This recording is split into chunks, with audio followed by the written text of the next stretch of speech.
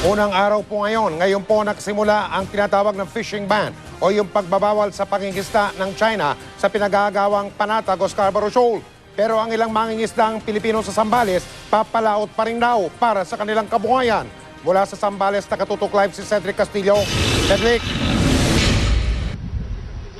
Yes, Mike, bagaman epektibo ngayong araw, ipatutupad na ang fishing ban ng China sa may Baho del Masinloc o sa Scarborough Shoal ay wala raw magagawa ang mga kababayan nating mangingisda dito sa Barangay San Agustin sa Iba, Zambales, kundi magmatigas dahil para sa kanilang ikinabubuhay.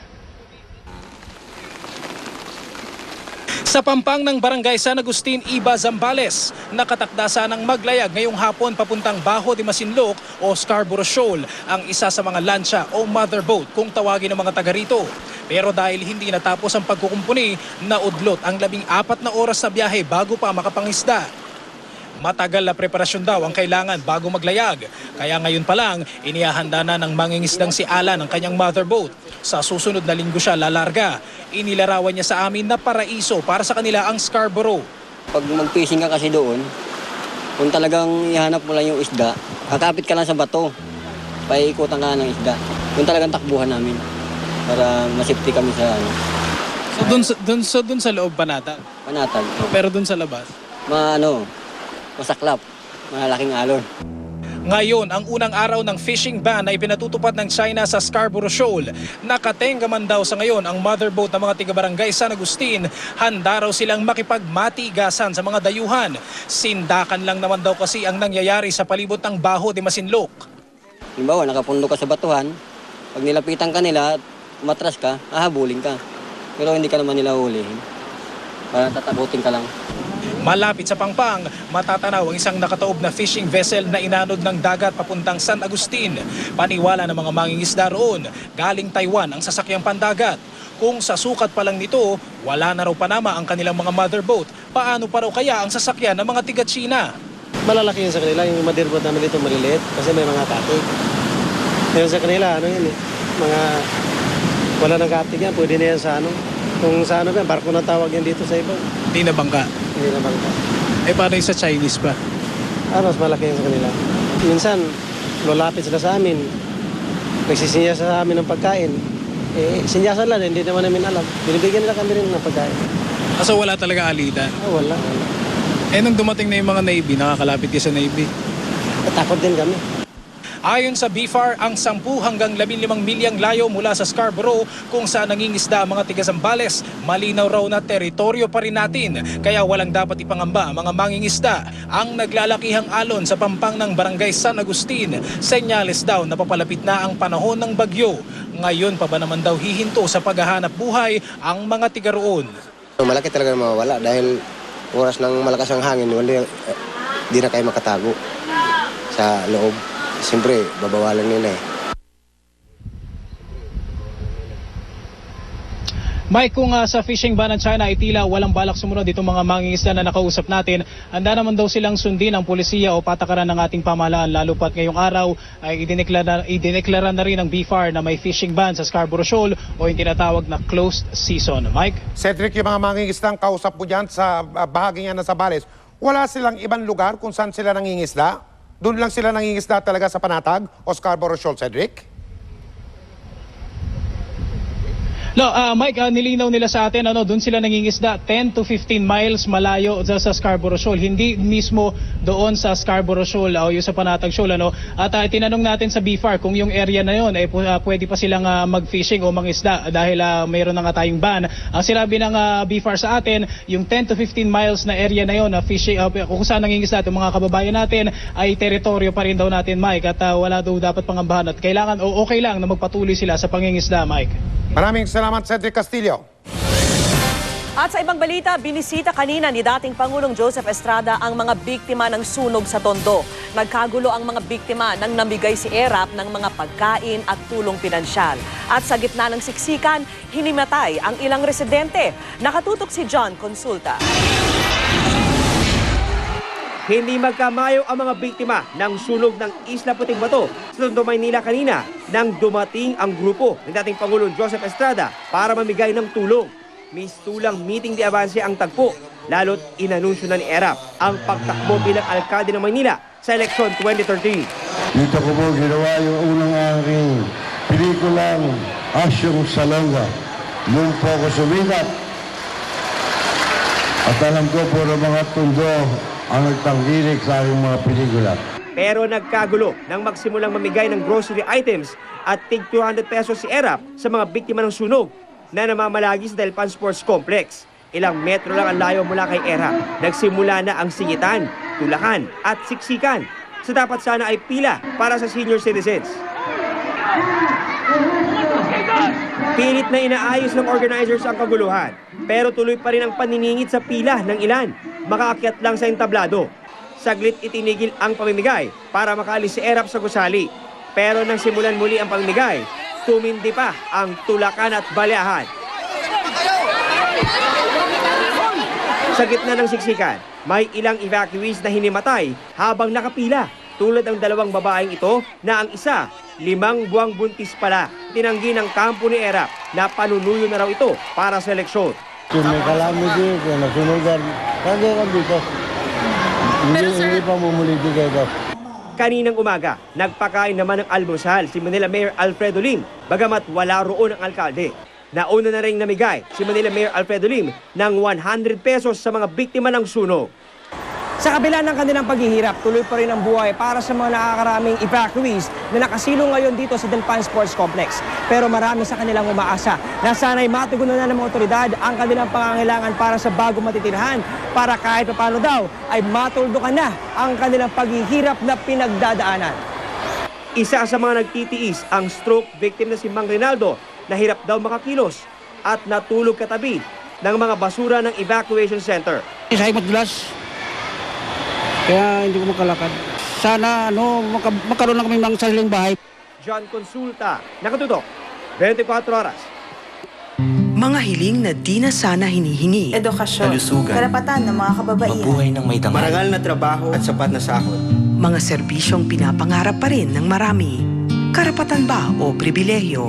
Totoong kwento, tunay na buhay.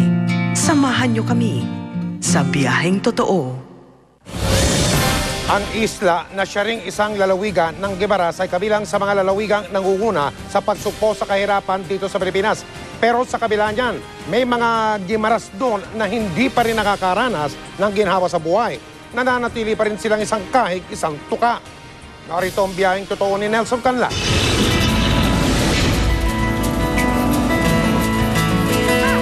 Sa isla ng Guimaras, matatagpuan ang pinakamatamis na mangga sa Pilipinas, kundi man sa buong mundo. Mula sa pagiging shipyard noon ng mga Kastila at kampo naman ng mga Amerikano, ang pinakamaliit at pinakabatang probinsya sa Western Visayas, di may kakailang nangunguna na raw ngayon sa pagsugpo sa kahirapan sa bansa.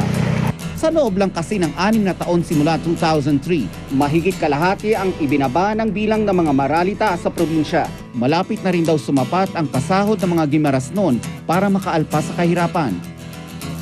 Kaya ang mga maituturing na nasa rurok ng kahirapan, halos lagas na.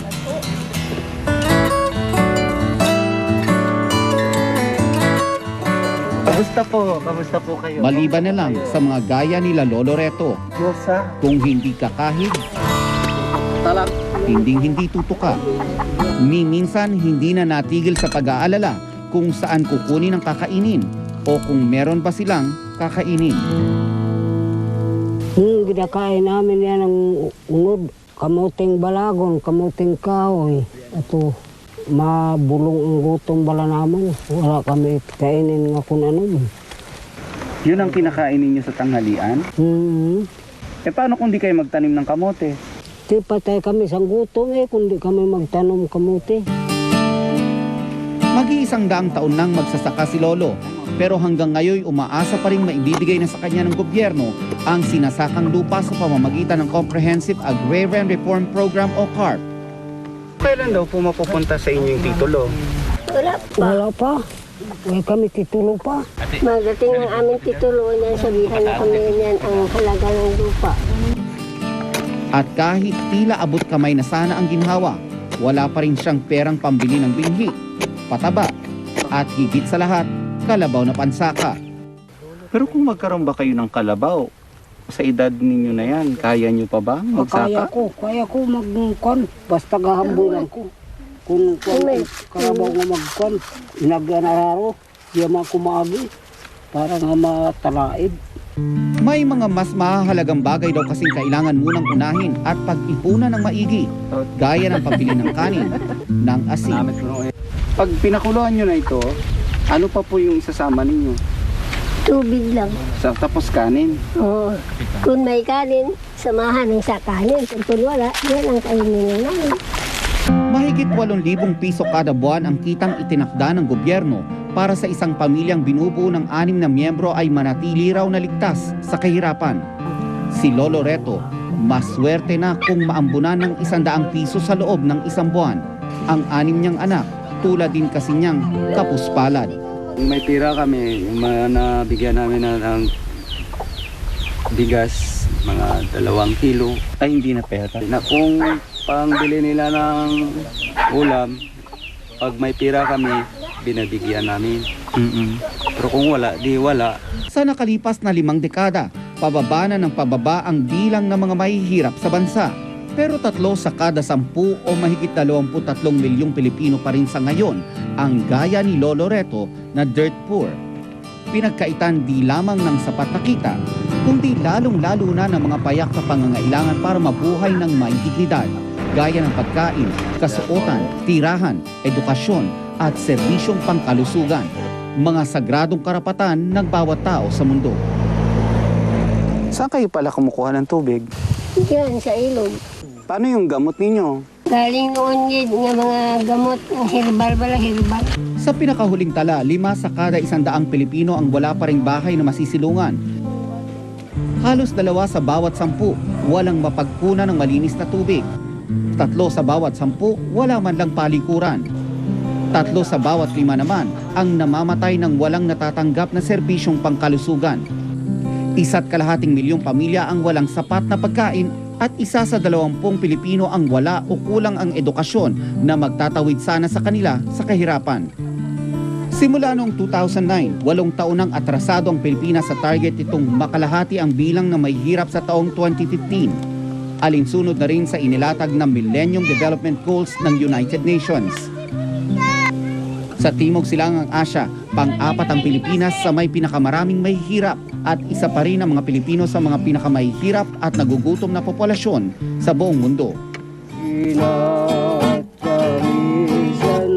Sa dapit hapon ng kanyang buhay, si Lolo Reto di na naghahangad ng yaman o maginhawang pamumuhay. Ayaw na raw niyang umasa sa tulong na di naman sigurado kung kailan dadapo. Pero hiling daw niya, dumating ang pagkakataon na hindi na niya kailangang katakutan ng bukas, na ang bawat umaga ay magdala ng bagong pag-asa, hindi na para sa kanya, kundi para sa kanyang iiwang pamilya. Ako si Nelson Canlas, at ito ang aking biyaheng totoo.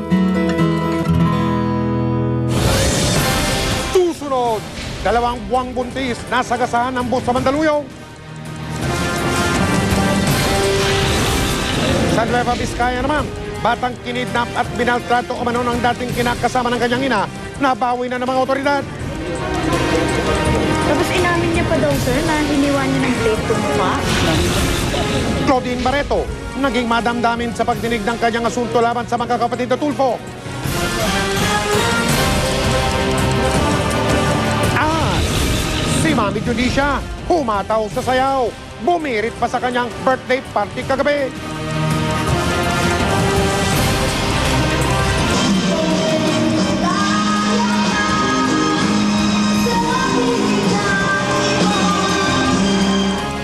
Ito ang 24 oras.